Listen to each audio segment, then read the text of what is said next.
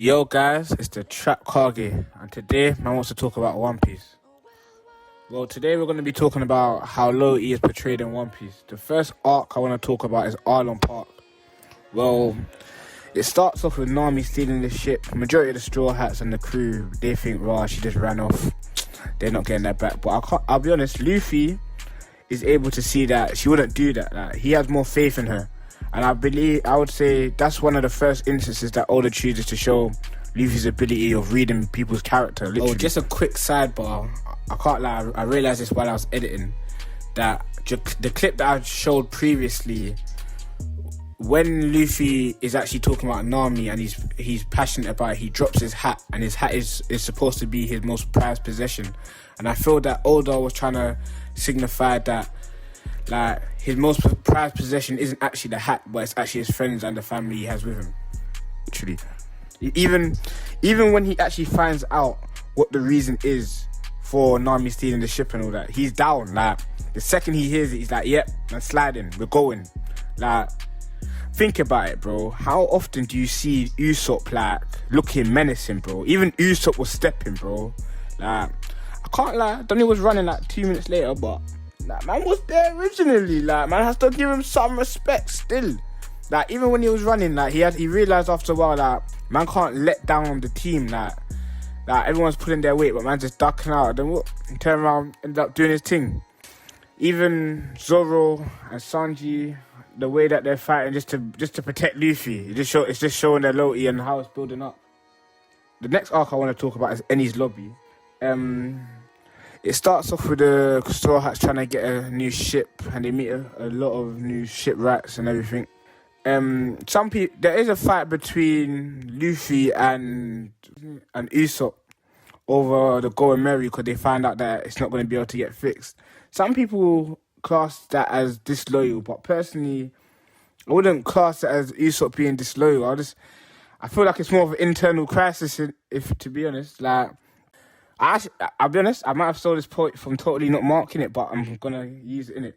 So it's like, basically, like, if you can throw away the ship, you can throw me away, innit? Like, but he just didn't know his worth, innit? Like, I get it, like, I understand it, innit? Like, that's a real character moment, like damn. But yeah, as the story continues, Robin ends up disappearing, which has Sanji and Chopper looking for her, when they end up finding out that she's chilling with some mysterious guy, which is it actually turns out to be the shipwrights.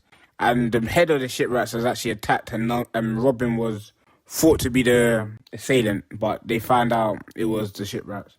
And then, obviously, she's trying to go with the shipwright. She's not trying to get the Straw Hats dragged into it, you know what I mean? Like, she's not trying to cause too much issues in it, but I can't lie, the Straw Hats are like, bro, once you're in still. It's blood in, blood out. No cap, bro. Like, we've got you to the end. Like, come on.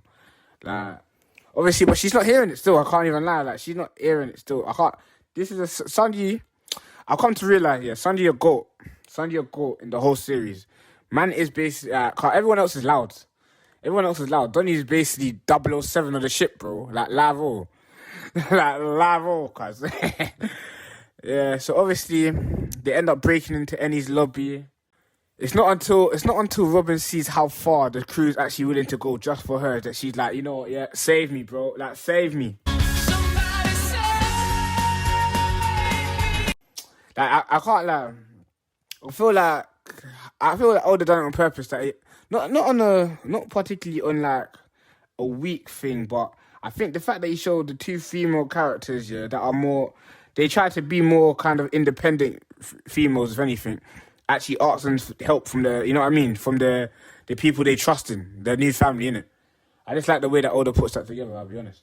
Now, I can't lie, man, needs to talk about an arc that was, a lot of people don't really like, but it has the coldest moment in the whole show, bro. Like, so obviously we're going to talk about Thriller Bark. It starts off with them going to one island. It's basically some zombie island, innit, basically. One Donnie stealing people's, what's the word? Shadows, souls, that's interchangeable, same shit, bro. Realistically, I can't even lie. The arc itself is not important. Like, that's not why I'm here to talk in it. Man's talking about what happened afterwards when everybody's beat up, no one can really move. Next thing you know, you're seeing one of the warlords pull up like, yo, what you telling me? You thought it was comfy. It's not comfy, bro. It's not comfy, bro.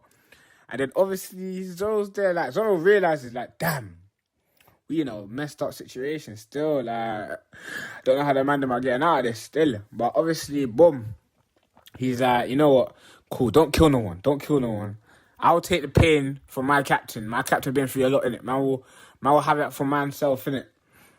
Obviously, while he's having this conversation, then Sanji comes out of nowhere and be like, yeah, nah, bro. Like, man here, you want to do your thing for the fam, but I got to do my thing for the fam. You get it? Like, and like, Zoro was not hearing nothing. Man knocked him out. Quick time. Boom.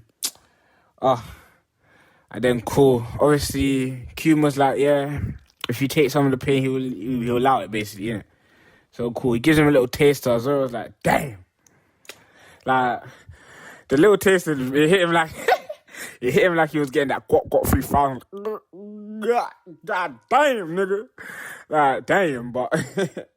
yeah, he's like, fuck it, cool. So Mama makes a big, like...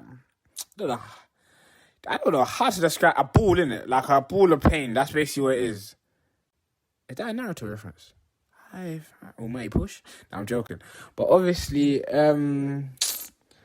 yeah, man, like...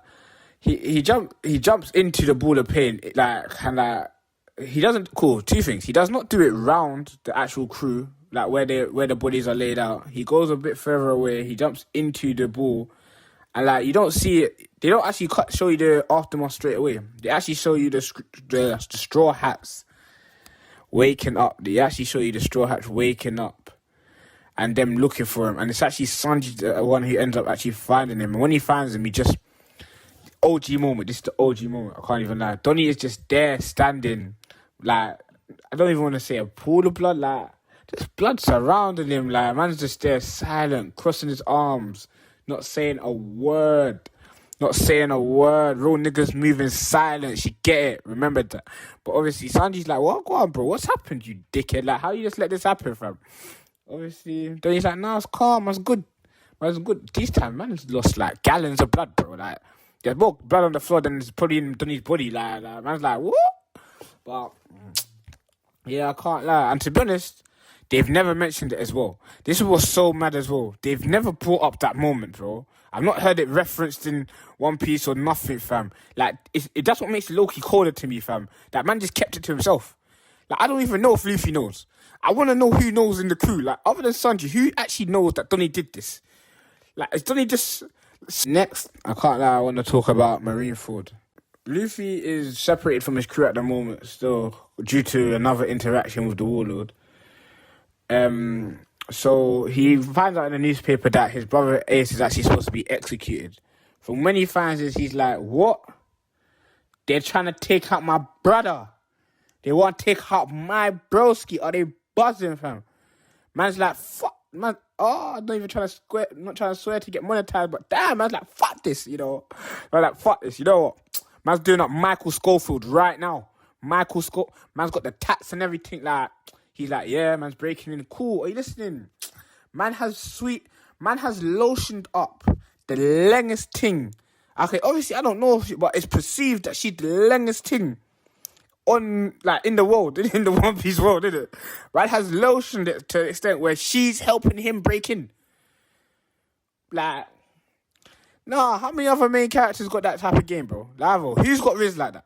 Sanji ain't got Riz like that. Zoro ain't got Riz like that. Brother, the only thing that Zoro's ever had died. Yeah, I felt like that was kind of deep. That sounded a bit, I need it still. But obviously, back to the point. Yeah, so he's breaking in now. He's going through all the levels. He's bucking into bare guys.